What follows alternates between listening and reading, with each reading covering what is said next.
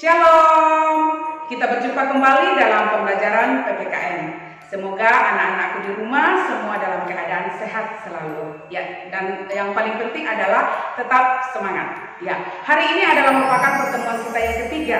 Ya, minggu kemarin Ibu sudah menjelaskan tentang substansi hak dan kewajiban warga negara dalam nilai-nilai Pancasila. Nah, hari ini Ibu akan membahas tentang kasus pelanggaran hak dan pengingkaran kewajiban warga negara. Nah, apa-apa saja yang akan kita ketahui di dalam kasus pelanggaran hak dan pengingkaran kewajiban warga negara?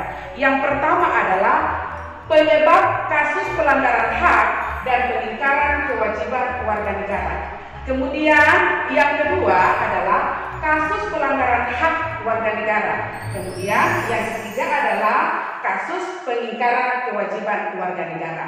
Nah, yang menjadi tujuan pembelajaran kita di sini adalah bagaimana kita mampu mendeskripsikan pelanggaran hak dan pengingkaran kewajiban warga negara. Nah, hari ini Ibu akan mulai menjelaskan dari penyebab terjadinya pelanggaran hak dan pengingkaran kewajiban warga negara. Untuk materi kita tentang kasus pelanggaran hak dan pengingkaran kewajiban, ada 3 hal yang perlu kita ketahui.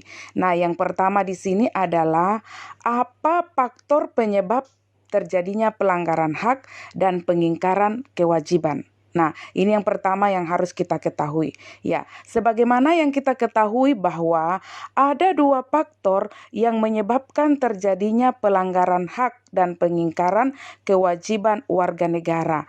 Yang pertama adalah faktor internal.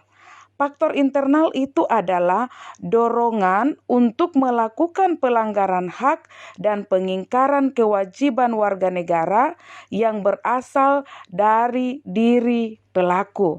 Ya, jadi dorongan tersebut dapat berupa apa saja. Ya, seperti yang kita ketahui, ya sikap egois atau terlalu mementingkan diri sendiri.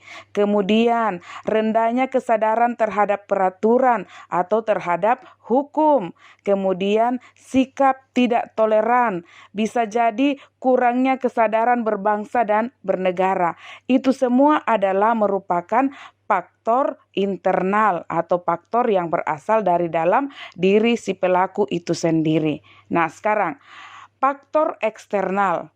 Faktor eksternal adalah faktor di luar diri manusia yang mendorong seseorang atau kelompok orang untuk melakukan pelanggaran hak dan pengingkaran kewajiban warga negara. Nah, apa saja yang termasuk faktor eksternal? Di antaranya ketidaktegasan aparat penegak hukum. Ini khususnya dalam menegakkan hukum. Kemudian karena adanya kesempatan, minimnya sosialisasi peraturan dari pemerintah, penyalahgunaan kekuasaan, terjadinya krisis moral dan karakter bangsa, aparat hukum yang bertindak sewenang-wenang, kesalahan dalam mengimplementasikan norma-norma dan perintah hukum, kemudian penyalahgunaan teknologi. Ini semua adalah merupakan faktor eksternal atau faktor-faktor yang berasal dari luar diri seseorang atau kelompok, ya, sehingga seseorang tersebut ada motivasi untuk melakukan pelanggaran. Sekarang kita akan melihat kasus pelanggaran hak warga negara. Jadi apa saja contoh yang termasuk dalam kasus pelanggaran hak warga negara? Yang pertama di sini adalah pendidikan tidak merata. Nah, ini bisa kita lihat bahwa pendidikan itu belum merata, ya terbukti dengan masih tingginya angka anak-anak yang putus sekolah atau bahkan yang sama sekali tidak bisa menikmati pendidikan. Nah, kita juga bisa melihat bahwa ada juga daerah-daerah yang boleh dikatakan banyak anak-anak di situ dalam usia sekolah tetapi tidak ada sekolah. Nah, ini berarti bahwa tidak ada pemerataan dalam pendidikan. Padahal di dalam pasal 31 Undang-Undang Dasar NRI tahun 1945, di dalam ayat 1 di situ dikatakan, setiap warga negara berhak mendapatkan pendidikan. Nah, kemudian dalam ayat 2 ditegaskan, setiap warga negara wajib mengikuti pendidikan dasar dan pemerintah wajib membiayainya. Nah, itu artinya bahwa seharusnya anak-anak yang berada dalam usia sekolah, yaitu usia 7 tahun, harusnya semuanya bisa mendapatkan pendidikan. Tetapi dalam kenyataannya, tidak semua anak-anak Indonesia itu sama keberuntungannya. Ada begitu banyak anak-anak di Indonesia yang tidak sempat mengecap pendidikan. Ya, jadi ini mungkin akan menjadi perhatian pemerintah kita. Nah, kemudian yang kedua, munculnya ketidakadilan hukum. Ya, Ibu selalu katakan bahwa seakan-akan hukum yang ada di negara kita ini gampang untuk diperjualbelikan. Ya, terbukti bahwa kadang-kadang ya aparat itu terjadi kasus salah tangkap. Kadang-kadang juga adanya perbedaan perlakuan oknum aparat penegak hukum terhadap para pelanggar hukum. Misalnya, itu dibedakan berdasarkan kekayaan, jabatan, dan sebagainya. Padahal kita harus ingat, di dalam pasal 27 ayat 1 Undang-Undang Dasar NRI tahun 1945, di situ dikatakan, segala warga negara bersamaan kedudukannya di dalam hukum dan pemerintahan dan wajib menjunjung hukum dan pemerintahan itu dengan tidak ada kecualinya. Jadi itu artinya bahwa berarti hukum belum sepenuhnya dilaksanakan. Ya, ini bisa kita lihat ya dengan adanya perlakuan yang berbeda. Nah, kemudian menciptakan kegaduhan di perpustakaan. Ya, kadang-kadang kita tahu bahwa perpustakaan itu adalah merupakan tempat untuk ya membaca. Ya, tentunya kalau kita membaca berarti di situ setidaknya ada ilmu yang bisa kita dapatkan. Tetapi yang terjadi adalah kadang-kadang ya, ada orang yang punya motivasi lain untuk masuk ke perpustakaan. Misalnya, dia jadikan tempat untuk bergosip dan sebagainya. Padahal itu berarti bahwa sudah salah fungsi ya dari perpustakaan itu sendiri. Kemudian, tidak mendapatkan kesempatan memilih. Ya, ada begitu banyak warga negara Indonesia yang tidak mendapatkan kesempatan untuk memilih. Artinya, kesempatan untuk memilih itu berarti bahwa umurnya sudah memenuhi syarat untuk ikut pemilihan. Nah, di sini banyak ya, kadang-kadang mereka itu pergi ke sana kok mereka tidak mendapatkan undangan. Bahkan kadang-kadang mereka ditolak ya karena tidak punya undangan untuk memilih. Nah, ini berarti bahwa ya adanya perlakuan yang berbeda. Ya, kita tidak tahu di sini apakah ada motivasi di balik semua itu atau seperti apakah, tapi yang pasti bahwa setiap warga negara Indonesia itu yang sudah usia 17 tahun itu sudah wajib memilih. Ya, kemudian banyak anak di bawah umur yang harus ya mencari penghasilan. Nah, ini juga termasuk pelanggaran. Ya, artinya mempekerjakan anak di bawah umur. Padahal kita tahu bahwa anak-anak ini adalah generasi penerus bangsa. Harusnya anak-anak ini harusnya ada di sekolah. Tetapi dalam kenyataannya mereka kadang-kadang berada di lampu merah, harus mengemis, mengamen, dan sebagainya. Kadang-kadang juga dipaksa oleh orang tuanya untuk bekerja, ya, padahal sebenarnya itu bukan menjadi tanggung jawab mereka, tapi mereka terpaksa harus melakukan itu karena mungkin adanya paksaan dari orang tua. Nah, kadang-kadang juga orang tua melakukan pemaksaan seperti itu terhadap anaknya karena mungkin memang mereka punya ekonomi yang boleh dikatakan ya tidak terpenuhi atau boleh dikatakan mereka keluarga ini dalam kategori miskin. Nah, ini mungkin juga perlu diperhatikan oleh pemerintah kita bahwa di dalam pasal 34 di situ dikatakan ayat 1, fakir miskin dan anak-anak terlantar dipelihara oleh negara. Jadi harusnya setiap fakir miskin itu harusnya menjadi tanggung jawab negara. Nah, ini yang perlu kita perhatikan ya. Kemudian, tingginya angka pengangguran. Kita harus tahu, tingginya angka pengangguran itu berarti bertambah juga angka kejahatan. Kenapa? Karena untuk kebutuhan makan sehari-hari itu tidak bisa ditunda. Nah, sehingga karena adanya pengangguran itu disebabkan karena kurangnya lapangan pekerjaan.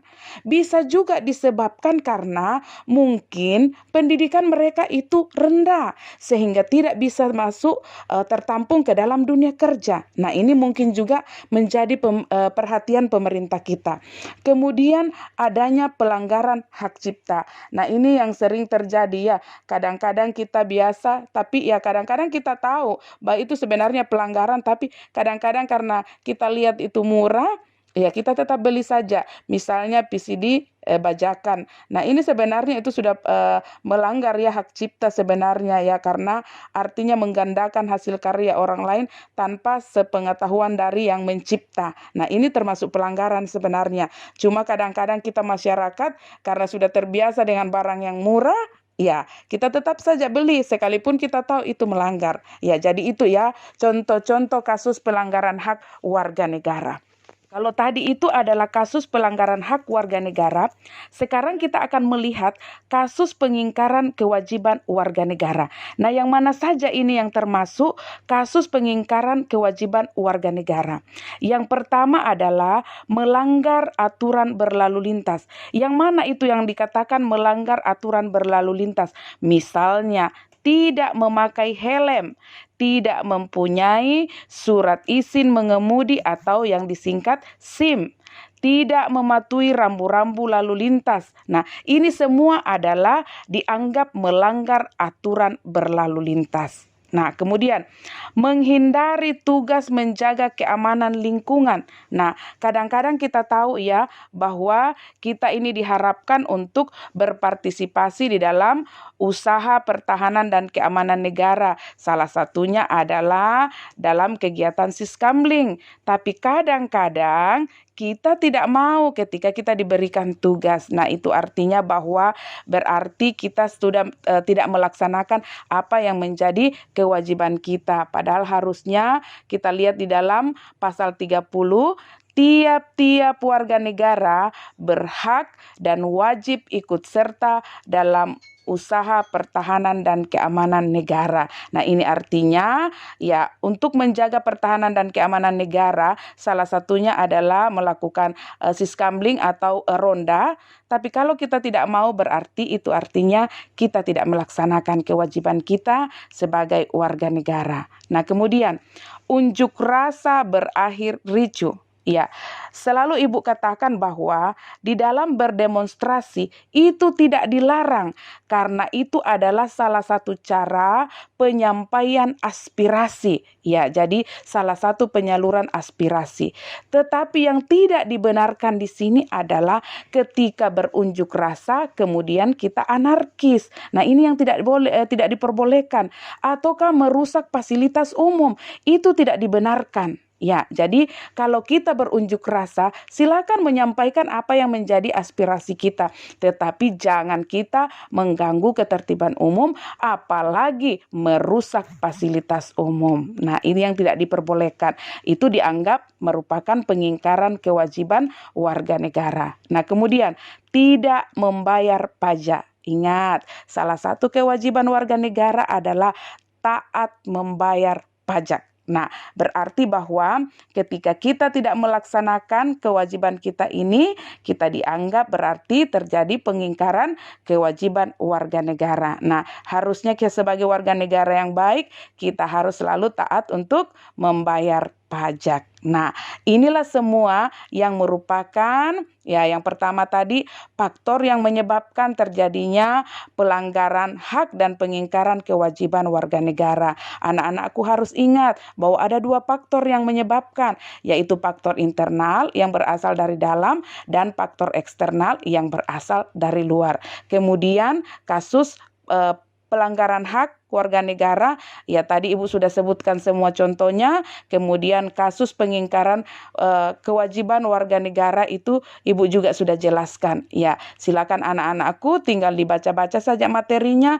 Ya, karena saya rasa semuanya sudah ada di dalam materi, ya di dalam buku cetak semuanya sudah ada. Tinggal anak-anakku sekalian ulang-ulang supaya bisa dipahami dengan baik. Ya, untuk pembelajaran kita hari ini Ibu rasa cukup. Kalau ada hal-hal yang anak-anakku sekalian kurang pahami dalam penjelasan Ibu hari ini, silakan bisa ditanyakan langsung ke dalam grup WA PPKN, kemudian bisa juga melalui emailnya Ibu. Ya, bisa ditanyakan secara langsung. Ya, anak-anakku sekalian juga tetap untuk membaca-baca materinya di rumah, karena di dalam buku cetak itu semua sudah ada materinya. Tinggal anak-anakku bagaimana bisa memahami setiap materi yang Ibu jelaskan. Ya, untuk hari ini sekian, terima kasih. Sampai jumpa di pembelajaran selanjutnya.